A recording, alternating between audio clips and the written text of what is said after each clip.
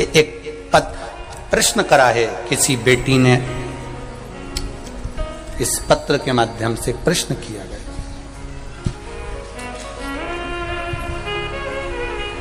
Bhagwati Sahu mobile number दिया है आपने, इनके प्रश्न है। भगवती कहीं बैठी हो तो हाथ जरूर हिलाइएगा, प्रश्न अच्छे हैं आपके, बाबा की कृपा। कहीं बैठी हो तो हाथ जरूर हिलाना। भगवती साहू आप इन लिखा है, दोनों हाथ हिला दो एक बार। श्री शिवाय नमस्तुभ्यम। आपका पत्र प्राप्त हुआ, बहुत सुंदर प्रश्न है आपका। गुरुजी, पशुपति व्रत में जो 6 दिए लगाए जाते हैं उसमें बत्ती करें हमारे गोल लगाना चाहिए कि मिश्र के उपाय, जिससे आप सभी को शिव महापुराण के अचूक उपाय प्रतिदिन प्राप्त होते रहे। धन्यवाद। हमने पहले भी कथा में कहा कि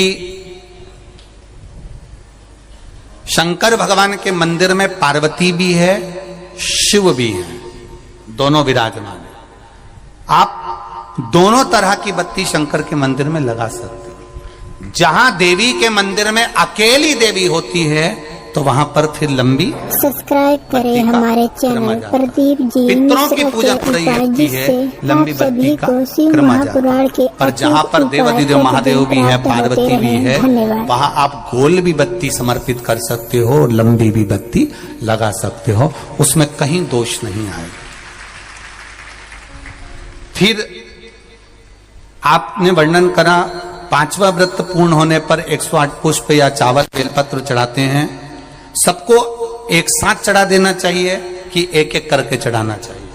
वैसे शास्त्र रीति के अनुसार पशुपति व्रत में जो 5वां सोमवार पूर्ण होगा और आप 108 अगर कोई वस्तु चढ़ा रहे हो तो एक एक कर श्री शिवाय नमस्तुभ्यम, श्री शिवाय नमस्तुभ्यम एक एक कर चढ़ाना चाहिए। एक साथ हाथ में लिया और एक साथ नहीं चढ़ाना, एक एक कर समर्पित। बहुत अच्छा प्रश्न है। एक प्रश्न जो आपने किया था उसका उत्तर इस कथा में चल रहा है, नंदी वाला। जो प्रश्न आपने तीसरा करा है उसका उत्तर इस कथा में चल रहा है कि आप कहते हो सब्सक्राइब करें हमारे चैनल कि मंदिर से जाते समय नंदी के कानों में आप सभी को शिव महापुराण के अचूक उपाय प्रतिदिन प्राप्त होते रहे। बैठिए बैठिए बैठिए बैठिए। बहुत सुंदर प्रश्न है आपके, बहुत भाव से और आनंद से आपने करा और जनमानस के कल्याण के प्रश्न है। ये केवल आपके लिए नहीं है, ये सबके लिए इतने जोरदार प्रश्न है। जो गलती भी करते होंगे तो उसको सुधार सकते।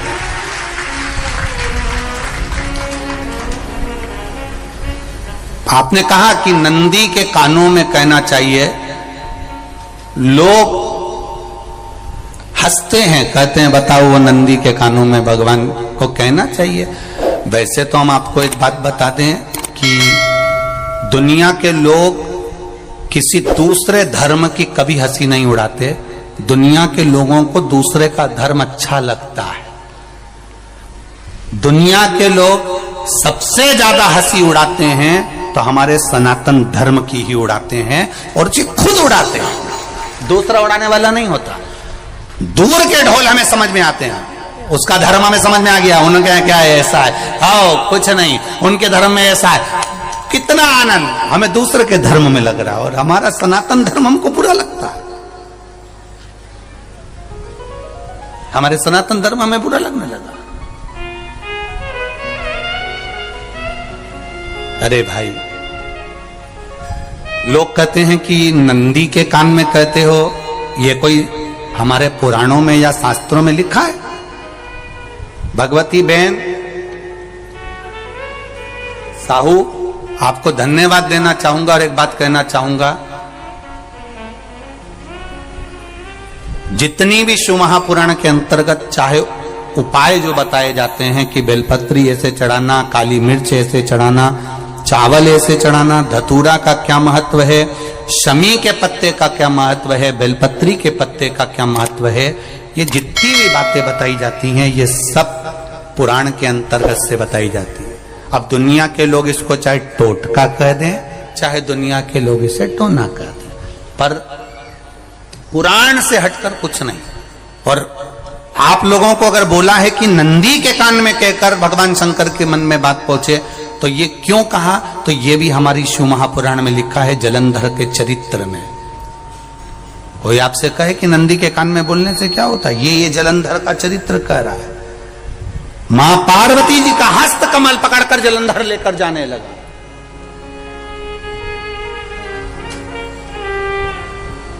वृंदा का पति लेकर जा रहा।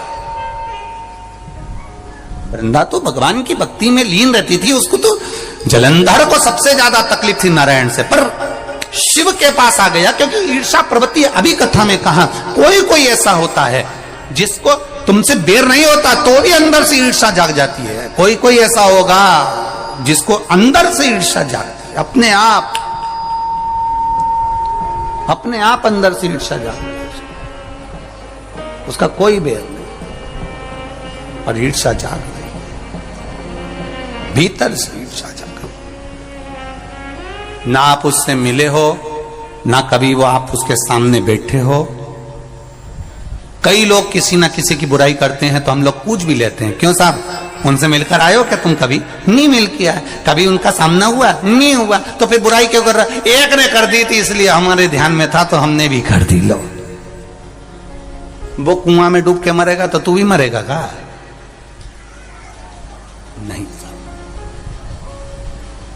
नंदी सामने बैठा है, गणेश जी को मालूम पड़ गया, कार्तिकेय को मालूम पड़ गया, मां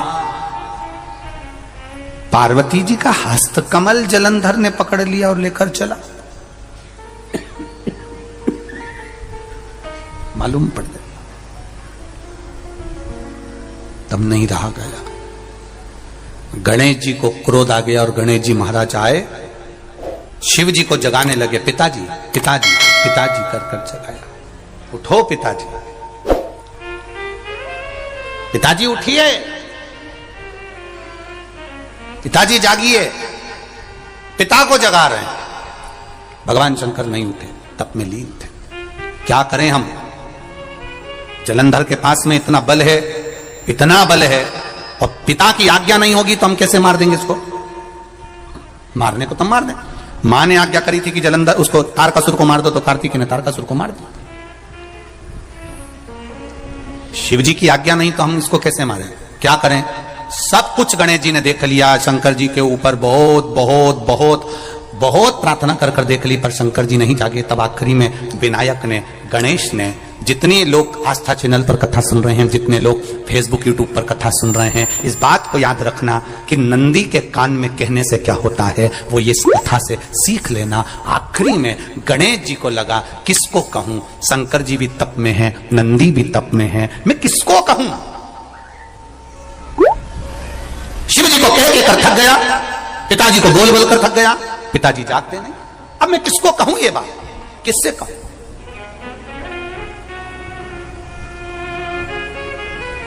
विनायक गए सीधे अब नंदी के पास में। नंदी भी तप में लीन थे, शंकर जी की ओर मुख था, शंकर जी की ओर मुख था।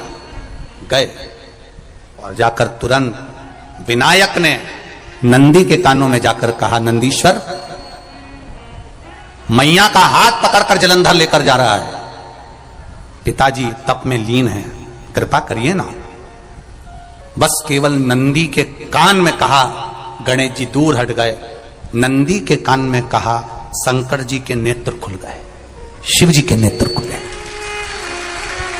ध्यान देना जरा, इस शिव महापुराण की, आशुतोष शिव महापुराण की कथा, जो कथा यहां कही जा रही है, यह कथा पहले के चरित्रों में सुनने को नहीं मिली होगी। जरा ध्यान देना इस संवाद पर। जितने लोग आस्था चैनल पर, जितने फेसबुक यूट्यूब पर सुन रहे हैं, सनातन धर्म की हंसी उड़ाने वाले कह देते हैं नंदी के कान में कहने से क्या होता है, नंदी के सामने जाकर बोलने से क्या होता है, नंदी के पास बैठकर बोलने से क्या होता है, नंदी के पास बैठकर शंकर जी का मात्र दीदार करने से क्या होता है, दर्शन करने से क्या होता है। वो अच्छे से समझ लेना। जो लोग सनातन धर्म पर उंगलियां उठाते हैं वो अच्छे से समझ लें इस बात को।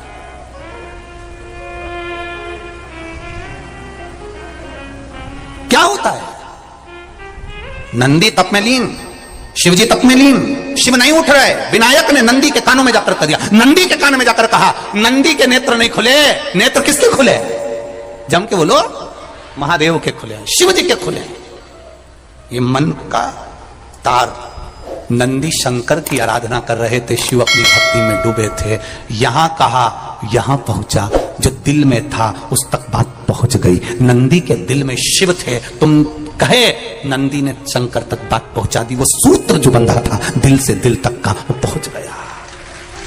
वो सूत्र जो दिल से दिल तक बंधा हुआ था, मन से बंधा हुआ था, खबर वहां तक पहुंच गई, खबर पहुंच गई।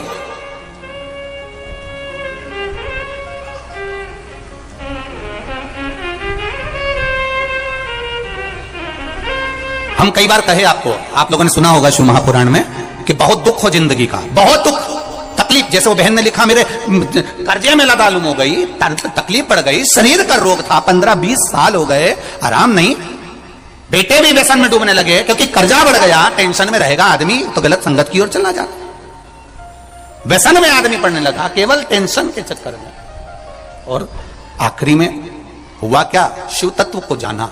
आपसे भी निवेदन है, जब दुख की घड़ी अपार हो, समस्या बड़ी हो, बहुत तकलीफ हो, बहुत कष्ट हो, एक लोटा जल जब महादेव को चढ़ाने के लिए जाओ, चढ़ाकर 2 क्षण मंदिर के अंदर नंदी के पास 2 क्षण बैठकर मेरे महादेव को निहारना। अपने दिल की बात उसके पास में बैठकर नहीं भी कहोगे ना, तो नंदी के पास मात्र बैठ भी गए, उस नंदीश्वर के पास मात्र बैठ गए तो वो तुम्हारे दिल की बात समझ जाएगा। कभी कभी बेटे के पास माता पिता मात्र बैठते हैं और बेटे का चेहरा देखकर माता पिता समझ जाते हैं कि बेटे को तकलीफ क्या है। बोलो सही है कि गलत है?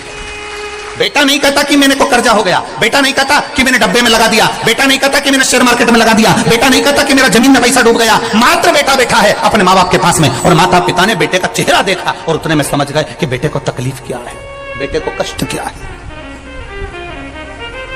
क्या तकलीफ है मेरे पुत्र को। बेटा, कथा का स्मरण, एक लाइन का स्मरण, आ बैठ मेरे पास, तुझे देखता रहूं, ना मैं कुछ कहूं ना। देखने में समझ आ जाएगा क्या है इसको।